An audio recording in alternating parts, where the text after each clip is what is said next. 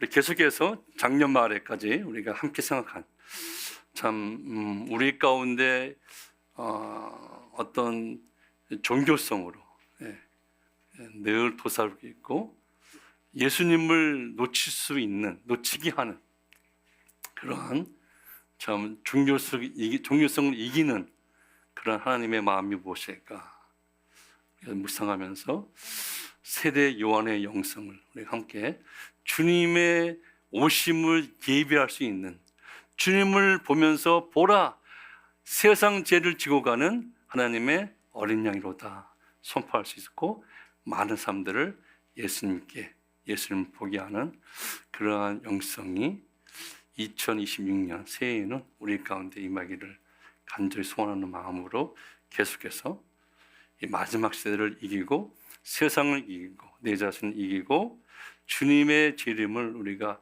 소원하고 그리고 예배할 수 있는 세대 요한의 영성을 위해서 우리가 계속 오늘 짧은 시간이지만은 말씀을 상고하기를 원합니다.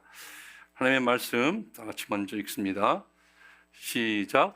예치는 자의 소리 이르되 너희는 광야에서 여호와의 길을 예배하라. 사막에서 우리 하나님의 대로를 평탄하게 하라.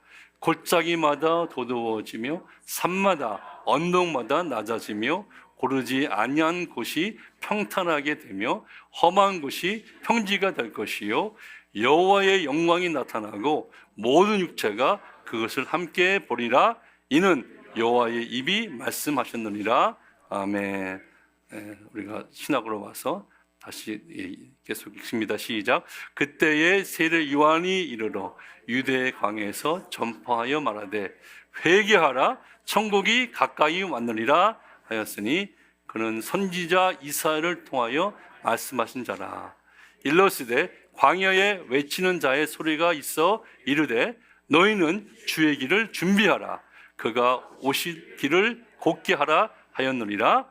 이 요한은 낙타털 옷을 입고 허리에 가죽띠를 띠고 음식은 메뚜기와 성청이었더라. 아멘. 아멘. 이 마지막 시대를 이기고 주님의 재림을 사모하고 예비하는 그러한 세례 요한의 영성. 먼저 이 세례 요한의 영성을 품고 우리가 살아갈 때, 이 마지막을 살 때 우리에게 임하는 하나님의 놀라운 은혜, 세례 요한의 영성의 열매에 대해서 먼저 생각을 해봅니다. 우리가 다 알고 있는 겁니다. 한번 복습하는 의미에서 세례 요한의 영성을 우리가 품을 때 우리가 지난 2, 3주 동안 계속해서 제가 나눈 것처럼 예수님을 놓치지 않는 종교성을 이길 수 있는 그러한 하나님의 은혜가 우리 가운데 임한다. 마지막 때 세상을 이기고 이기는 자로 하나님 은혜 가운데 설 수 있는. 그래서 무엇이 종교성인가? 소위 신앙의 어떠한 그 신앙의 그 오래된 그러한 모습으로 신앙의 깊이로 이렇게 포장될 수 있는 생명이 없는 이 종교성과 하나님의 생명이 있는 이 말씀, 예수님을 분별하게 되는 은혜가 임합니다. 두 번째로 세례 요한의 영성이 주는 열매는 이 마지막 때 나를 이기고 세상을 이기는 그러한 은혜가 있습니다. 늘 깨어서 기도하고 각성하고 근신하는 은혜죠. 여러분 베드로전서 4장 7절에 보면 마지막 때가 가까이 왔으니 제일 먼저가 뭔지 아세요? 정신을 차리고. 정신 차리래요. 이렇게 정신을 차리게 하는. 그러면 깨어서 근신하여 기도하라. 늘 깨어서 기도하며 각성하는 근신하는 은혜는 세례 요한의 영성에서 우리는 그 은혜를 받을 수 있다.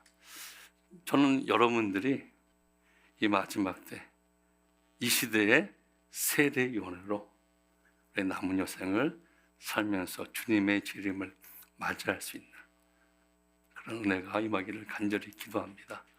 마지막 세 번째로 주님의 재림을 예배하는 은혜죠.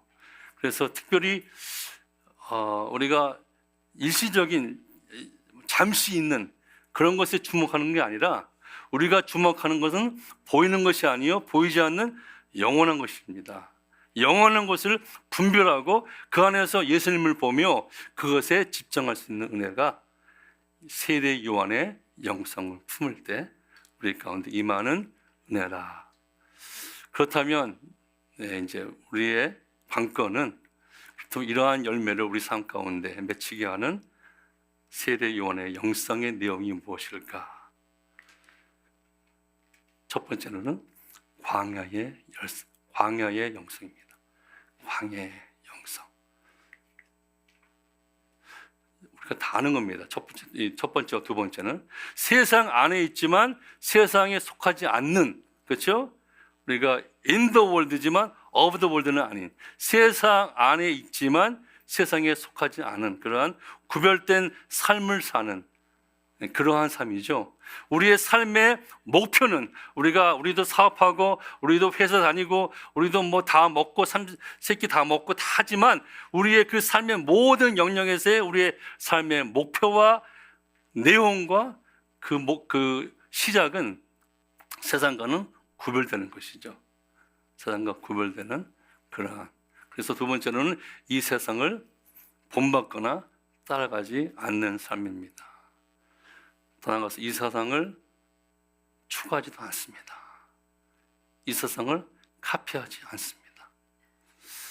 제가 오늘 이 광야의 영성에서 정말 여러분께 강조하고 싶은 것은 우리가 정말 함께 좀 깊이 거룩한 근심으로 근심하고 싶은 것은 그 세 번째입니다. 광야의 영성의 본질은 광야에서 사는 삶입니다. 영어로 보니까 in the wilderness, 광야에서 사는 삶이에요. 이게 무슨 말인가? 우리가 다 팜스프로 이사를 가야 되나? 그런 의미는 아닌 것은 뭐 우리는 다 알고 있죠. 그러나 이 세례 요한의 영성은 광야의 영성인데 그 광야의 영성은 정말 광야 안에 우리에게 허락하신 우리 각자의 광야 안에서 사는 삶입니다. 광야에서 사는 삶. 물은 무슨 말을 하고 있는지.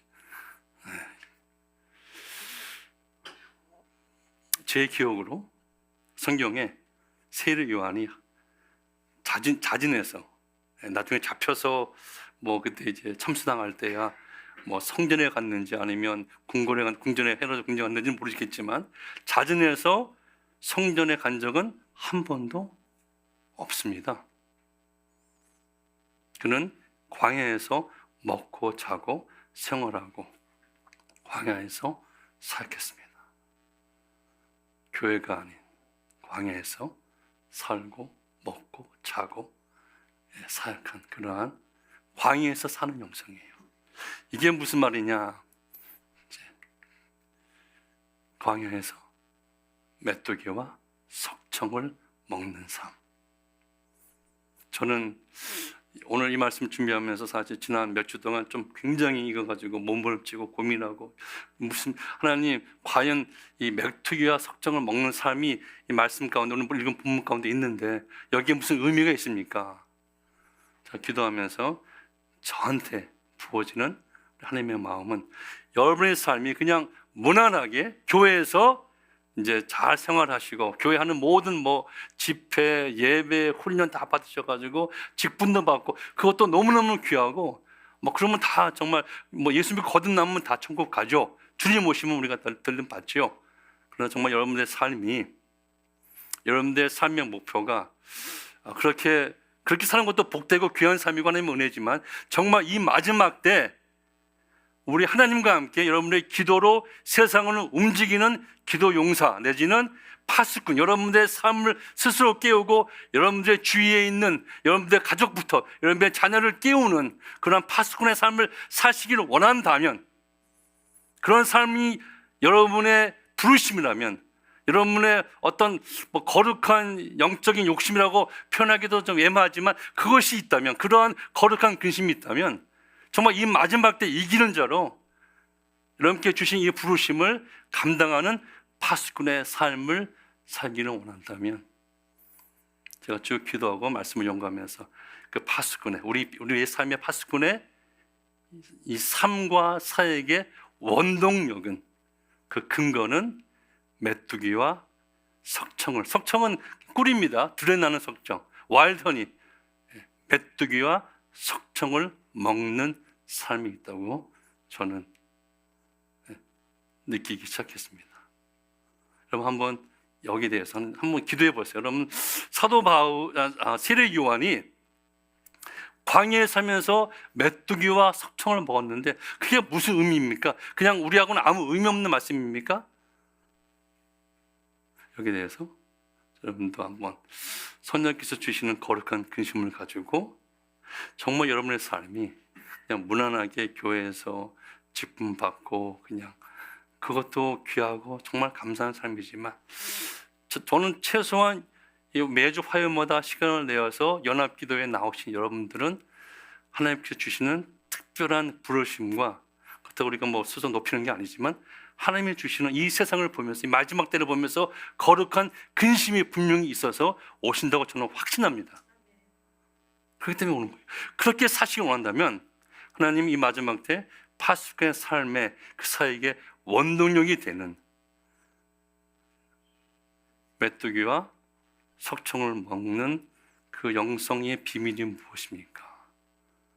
좀 깊이 묵상하시면서 좀 근심해 보시기를 강력히 추천합니다. 메뚜기와 석청을 먹는 삶과 그 영성의 비밀이 무엇일까? 의미가 무엇일까? 제가 이 말씀을 쭉 오랫동안 묵상했죠. 하면서 저에게 항상 이 말씀 묵상을 할 때마다 주시는 말씀이 있었습니다. 그 말씀은 바로 마태복음 16장 24절에 나오는 말씀. 다 같이 한번 읽죠. 시작. 이에 예수께서 제자들에게 이르시되 누구든지 나를 따라오려거든 자기를 부인하고 자기 십자가를 지고 나를 따를 것이니라. 여기 보면 이 말씀은 예수를 따르는 무리에게 준 건 아니에요. 그러니까 우리 교회에 나오는 모든 교인에게, 더 나아가서 성도들에게, 다 모든 성도들에게 그냥 주신 건 아니에요. 그 안에서 주님을 따르기 원하는 제자들에게, 예수께서 제자들에게 이르시되, 이 말씀의 대상입니다. 정말 우리의 삶이 주님을 따라가는 이 마지막 때 깨어있는 파수꾼의 삶을 살기를 원한다면 세 가지를 말씀하시죠. 세 가지, 그렇죠? 첫 번째가 자기를 부인하고, 그 다음에 자기 십자가를 지고, 그 다음에 나를 따르라. 이 세 가지 말하는데, 이 세 가지 중에서 한 가지가 처음 시작 안 되지 않으면 나머지 두 가지는 할 수 없는 것이 있습니다. 뭐 순서대로 나와 있지만 제일 중요한 시작은 아주 뭐라 그럴까요? 결정적인 그러한 시작은 자기를 부인하는 거예요. 우리가 주님의 제자가 된다면, 되기를 원한다면 자기를 부인하는 것은 어떤 면에서 그 시작점입니다. 기본이라고 하기는, 우리가 기본하면 굉장히 쉬운 거고 당연한 걸 생각하는데, 그래서 기본이 아니라 이것은 가장 중요한 거기 때문에, 가장 하기 어려운 거기 때문에 기본이에요. 자기를 부인하는. 그러니까 내가 세상에서 누릴 거 다 누리고, 내가 먹을 거 다 먹고, 하고 싶은 거 다 해보고, 그게 결코 나쁘다는 그런 의미는 아닙니다. 뭐 여행도 다 갈 거 가고 다 하나님의 가운데 누릴 수도 있죠. 그렇지만 정말 내가 하고 싶은 거 다 하면서 자기를 부인한다고 말할 수 있을까요? 자기를 부인, 제자의 가장 결정적인 시작점입니다. 바로 오늘 말씀하신 메뚜기와 석청을 문다는 것은 자기를 부인하는 거예요. 내가 다 누릴 수 있어요. 아마 세례 요한도, 우리가 복음서에 보면 세례 요한도 제자가 굉장히 많았습니다. 그리고 그 중에는 제자 외에도 궁궐에서 뭐 살고 성전에서 사역하는 그 당시 종교 지도자, 사두개인들, 바리새인들 굉장히 많은 사람들이 찾아왔어요. 그러면서 뭐 선물 가지고 뭐 음식 같은 거 안 줬겠어요. 그렇지만 그가 먹은 것은 메뚜기와 석청을 먹었습니다. 이거는 광야 영성의 기반입니다. 시작입니다. 제자의 삶의 시작입니다. 쉽게 우리가 아는 그 단어로 말씀드리면 자기를 부인하고 비우는 심플 라이프. 메뚜기와 석청을 먹는 것은 자기를 비우고 내가 당연히 누릴 수 있고 할 수 있지만 자기를 비우고 부인하는 심플 라이프입니다. 여러분들 심플 라이프하고 가난한 삶하고 혼돈하시면 안 돼요. 가난하다고 다 슬픈 라이프 사는 거 아닙니다. 그렇죠? 여러분 그 정도 다 아시죠? 그리고 뭐 우리가 부유하다고 심플 라이프를 못 사는 건 아닙니다. 이것은 삶의 시작과 삶의 내용과 목적에 있죠. 내게 허락된 재정에 어떻게 모으느냐? 내가 메뚜기와 석청을 먹으면서 모으느냐? 삶의 내용 어떻게 사느냐? 내가 메뚜기와 석청을 먹으면서 사느냐? 여기 있는 것입니다. 심플 라이프. 자기를 부인하고 자기 십자가를 지고 나를 따를 것이라. 그의 음식은 메뚜기와 석청이었더라. 두 번째로 여기서 우리가 꼭 좀 신중하게 우리 자신에게 질문해야 될 그러한 질문들이 있습니다. 넘어가기 전에 첫 번째는 우리는 광야에 살고 있는지. 이 마지막 때 정말 주님께서 우리에게 허락하신 이 거룩한 근심을 이것을 하나님의 영광을 위해서 감당하기 원하는 그러한 거룩한 근심과 그런 거룩한 소원이 있는 이 마지막 때 기도 용서라고 표현해도 좋고 파수꾼이라고 그렇게 표현할 수 있겠지만 여러분들 광야를 추구하십니까? 광야 원하십니까? 광야에 한 번이라도 가십니까? 광야가 있습니까? 좀 신중하게 정말 가끔 단어가 생각이 안 나요. 진솔하게 한번 스스로 한번 신중하게 정말 내가 지금 서 있는 곳이 지금 이 순간 서 있는 곳이 2026년 1월 20일 날 내 삶의 이 가는 길이 내 있는 곳이 정말 메뚜기와 석청을 먹는 광야의 삶이 사는 것인가? 그걸 추구하고 있는가? 두 번째 질문은요. 여러분은 지금 무엇을 먹고 사십니까? 여러분들 식단을 묻는 것이 아니라 과연 여러분들 다 사업하시는 분이고 직장 다니는 분이고 일하고 사역하는 분이지만 우리는 정말 우리의 삶이 파수꾼으로 살기 원한다면 이 시대에 주님의 재림을 예비하는 광야에 외치는 소리가 되기를 원한다면 그 비밀은 메뚜기와 석청을 먹는 데 있다고 저는 확신합니다. 심플 라이프. 심플 라이프.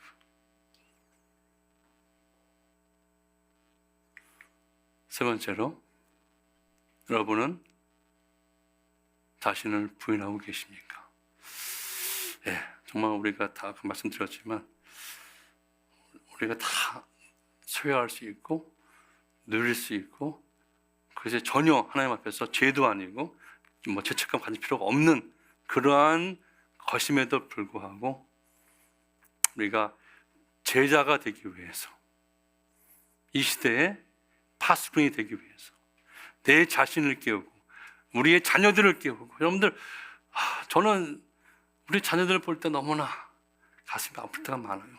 지금 3명 다 열심히 교회 다니고 하지만 마음이 어떨 때는 제가 너무 이렇게 익스펙테이션 높은 게 있어서 그런지 모르겠지만 아니 그것도 아니에요. 저는 그게 아니라 여러분이 다 가지고 있는 그런 거룩한 근심입니다.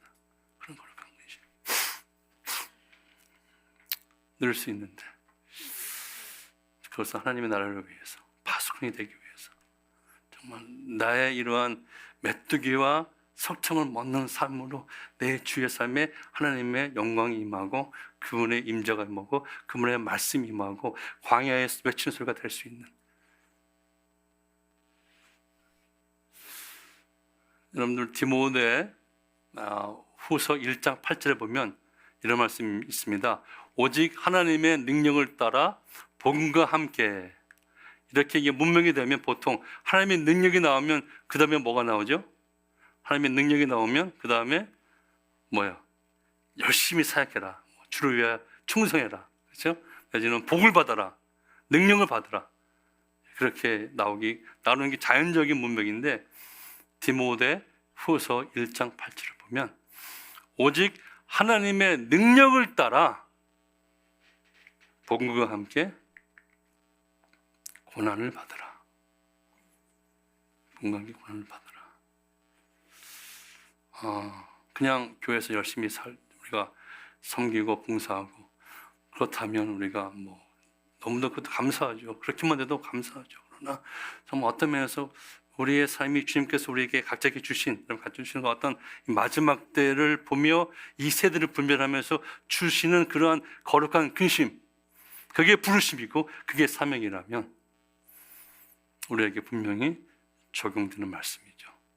하나님의 능력에 따라 복음과 함께 고난을 받으라. 자신을 부인하는 거죠. 두 번째로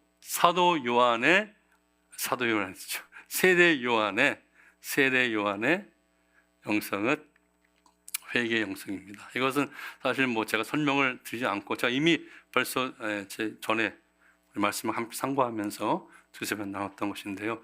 사실 회개처럼 우리에게 하나님께 주신 회개는 천국을 가게 하는 문이고, 그렇죠?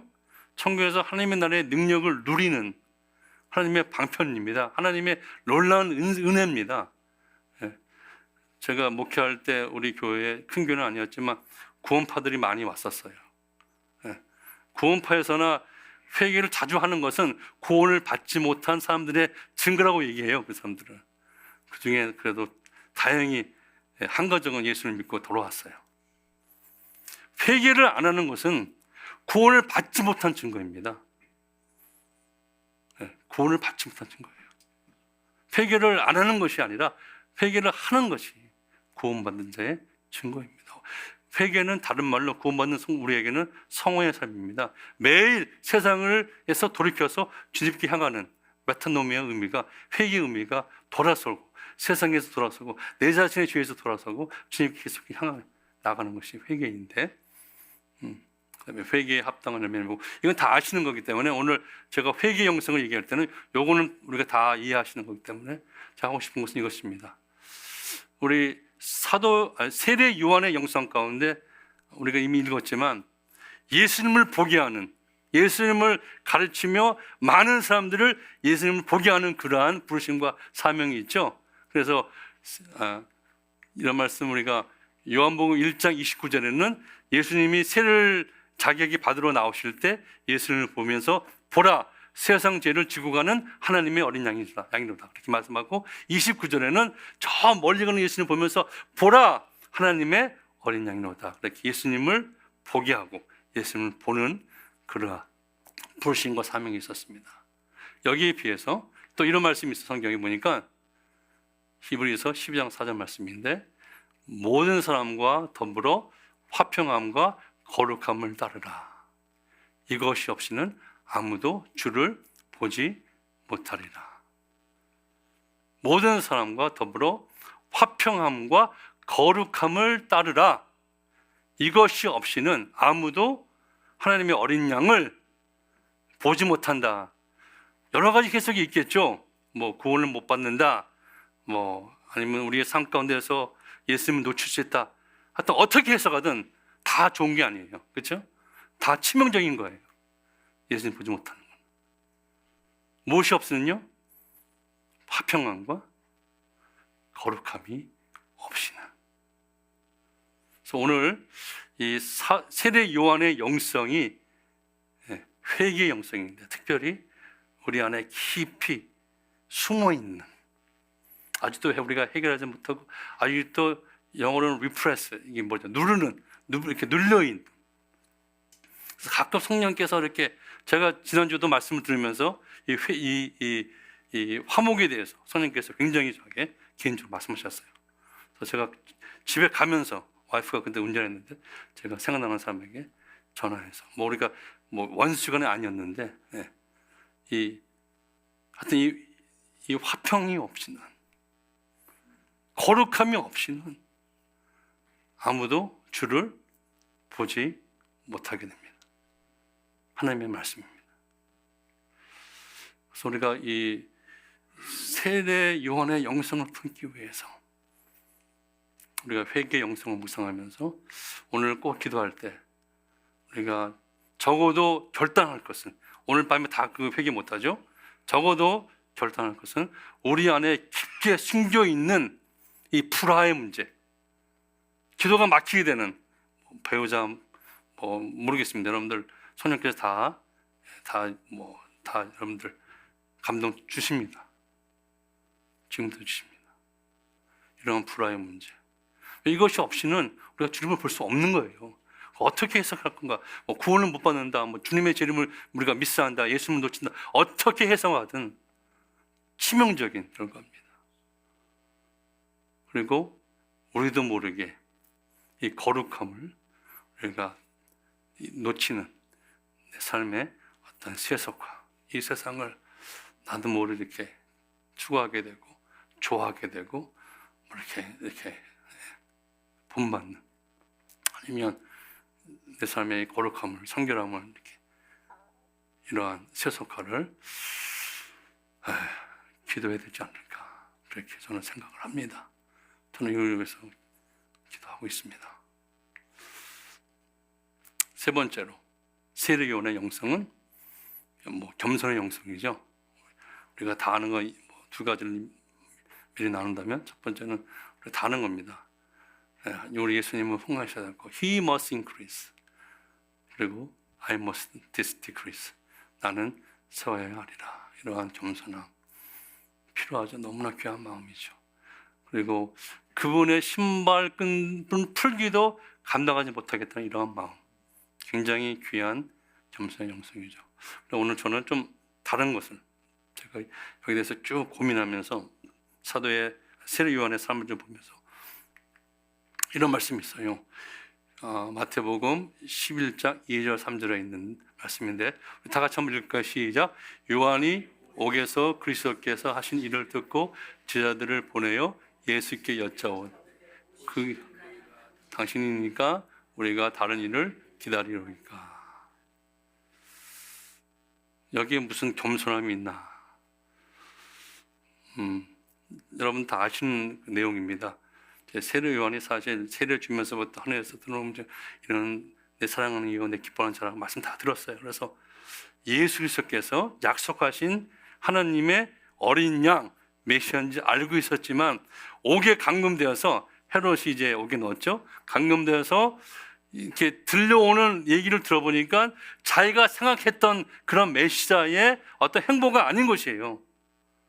그래서 어떻게 합니까? 이상하다. 내가 분명히 하나님 말씀을 들었는데 그래서 그 의심 중에 그냥 잊지 않고 그것을 덮어두지 않고 그것을 어떤 인위적으로 아니야 이렇게 하지 않고 어떻게 합니까? 제자들을 보내서 자기가 가고 싶었지만 못 가니까 예수께 직접 나아갑니다.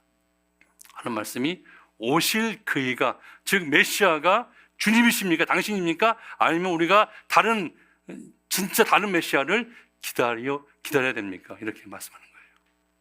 여기서 저는 세례 요한이 왜 우리 주님께서 여자의 태 속에서 난 이보다 더 귀한 사람은 없다고 말씀하셨는지 좀 그 한 면모를 엿볼 수가 있습니다. 우리가 사실 때로는요, 우리 삶에 의심이 있죠. 불확실한 게 있죠.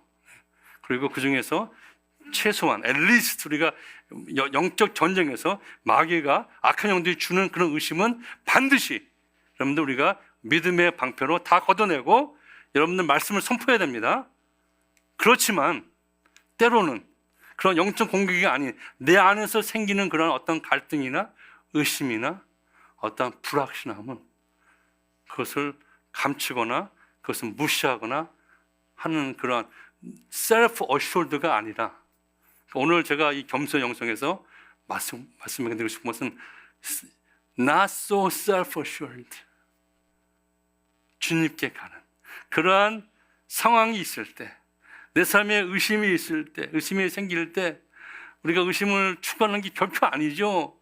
우리가 삶에 이게 불확실함이 있을 때가 있죠. 그걸 우리가 추구하는 게 아니지만 그런 게 있을 때 겸손하게 기도와 말씀 가운데서 주님께 나가는 그러한 세례 요한의 자세에서, 그의 행동에서 우리는 겸손함을 볼 수 있다는 것입니다. 삶의 방향이, 삶의 내용이 불확실할 때, 뭔가 이건 아니다고 생각이 될 때, 그냥 믿음으로 무조건 그냥 우리 가운데 그런 분들 계시죠. 100전 100 영적으로 맨날 승리 그런 분이 있으면 할렐루야죠. 전 너무 좋죠. 그래서 저는 안 해요. 저는 그래서 소심도 하고 있기 때문에 100전 100승 그냥 우리가 선포하고 나가고 그냥 믿음으로, 그것도 중요하고 필요하고, 제가 이 말씀드렸지만 그러지 않고 안에서 나오는 성령의 근심이 있을 때, 성령의 거룩한 근심, 이미 제가 말씀 나눴죠. 성령의 근심에 대해서는 거룩한 근심, 그럴 때 주님께 나가는 그런 어떤 몸부림이 있어야 됩니다. 그것이 겸손이에요. 그래서 이 겸손은 어떠한 은혜가 있느냐? 의심을 통해, 불확실을 통해서 확신을 얻는 은혜와 비결이 여기 있습니다. 좀 동의하십니까? 의심이 생길 때, 불확실이 내 삶의 어떤 영역에서, 내가 가고 있는 이 방향에서 불확실하다 이렇게 느껴졌을 때 주님께 가서 그걸 통해서, 의심을 통해서 확신을 얻는, 불확실을 통해서 확실함이 생기는 그러한 은혜가, 그러한 영적 비결이 이 세례 요한의 겸손의 영성에서 나옵니다. 이런 분들이 마지막 때 정말 미혹한 영들이 너무나 많이 정말 페이크 뉴스도 많고, 성경에 있는 우리 마지막 때 믿는 자까지 미혹하는 이러한 시대가 올 터인데, 이럴 때 정말 주님의 마음으로 분별을 할 수 있고 주님의 재림을 예비하고 할 수 있는 그러한 파수꾼의 삶을 살 수 있다고 저는 믿습니다. 정리합니다. 이 시대에 저는 저와 여러분들이, 적어도 이 방송을 듣는 우리 온라인으로 연합기도에 참석하시는 여러분들은 이 시대에 세례 요한이 되시기를 주님 이름으로 축원합니다. 저는 그렇게 살고 싶습니다. 광야의 영성입니다. 광야의 영성. 광야에서 살고 있는, 광야에서 메뚜기와 석청을 먹고 있는, 여기에 대해서 제가 말씀드렸습니다.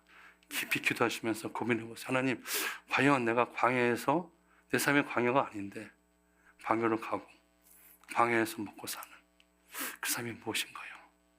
내가 사업을 관두는 것도 아닌데, 내가 지금 직장을 관두는 건 아닌데, 이런 와중에서 내가 메뚜기와 석청을 먹고 살 수 있는 그 영성이, 그 비결이, 그 비밀이 무엇입니까?